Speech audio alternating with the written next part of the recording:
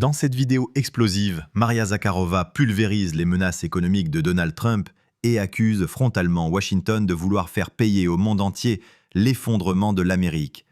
Pourquoi les peuples d'autres pays devraient-ils régler la facture des erreurs de Biden, d'Obama et de tout le système américain, lance-t-elle, avec une intensité cinglante.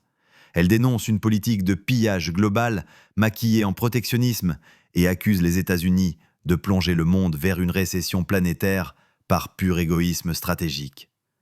La Russie, dit-elle, ne pliera jamais face à ce chantage économique et continuera à bâtir une souveraineté forte avec ses alliés des BRICS. Le monde doit-il encore se soumettre à l'empire américain ou est-il temps de tourner la page? Suivez la vidéo jusqu'à la fin. Aimez et partagez et donnez vos avis en commentaire. Merci pour votre précieux soutien. Maria Vladimirovna, Bonjour. des questions. Trump a déclaré que des droits de douane supplémentaires de 10% seraient imposés aux pays soutenant la politique des BRICS. Quelle est la position de la Russie concernant la protection de ses intérêts face à d'éventuelles sanctions économiques de la part des États-Unis? Vous avez dit que vous aviez 2 questions, mais moi, je n'en ai qu'une. Pourquoi les erreurs des anciens responsables aux États-Unis devraient-elles être payées non pas par leur propre régime et politiciens américains, mais par tous les autres? C'est une bonne question. D'ailleurs, pourquoi l'ensemble du monde devrait-il payer pour l'état dans lequel se trouve l'économie américaine, pour ce à quoi l'ont mené ses dirigeants? Au moins, ces 15 dernières années, nous avons vu les soi-disant libéraux-démocrates américains se moquer à la fois du bon sens, de leur propre économie et de leur propre peuple.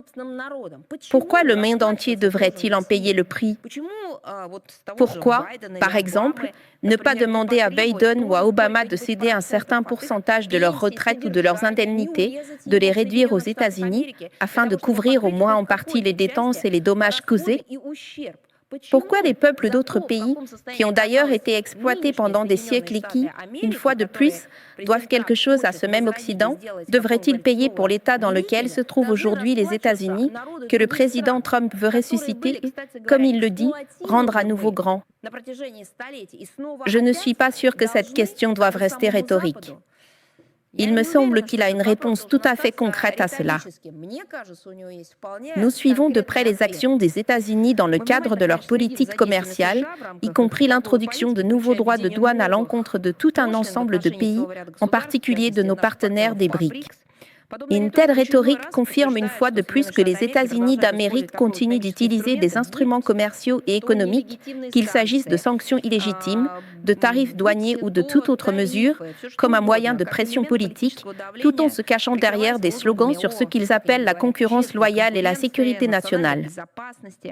Bien sûr, nous sommes malheureusement obligés de constater qu'une telle politique conduit à la destruction de l'architecture existante de la coopération économique internationale, viole grossièrement les règles de l'OMC ainsi que les principes du libre-échange, principes que, soit dit en passant, Washington lui-même considérait encore récemment comme des vérités universelles. Mais j'irai plus loin, à mon avis, un tel hyperprotectionnisme ne sert même pas les intérêts des États-Unis d'Amérique.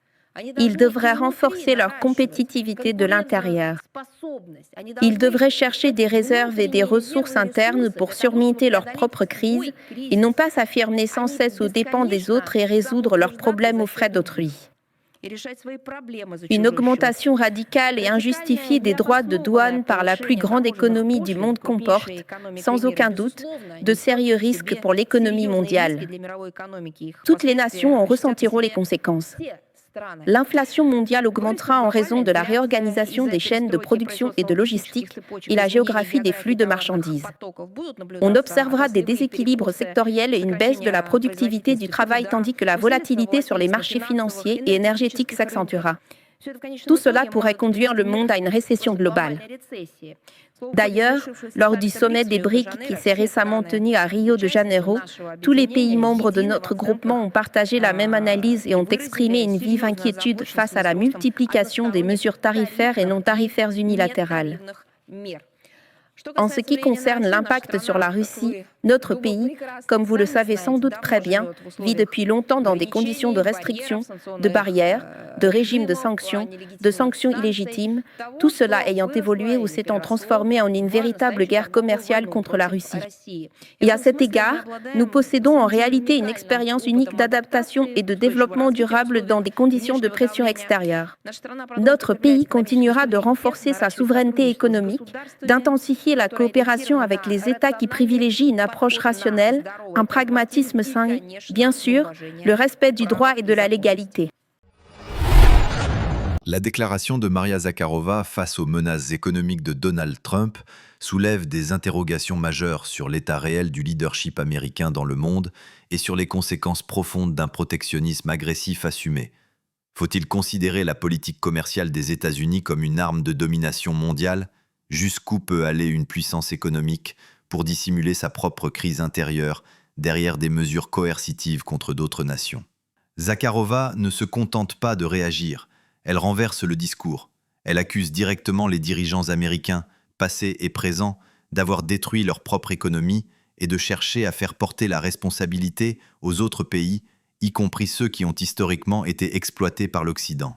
Elle questionne: pourquoi ne pas exiger des comptes à leurs anciens présidents au lieu de taxer des États qui aspirent à une autre voie? Cette sortie brutale met en lumière un déséquilibre profond.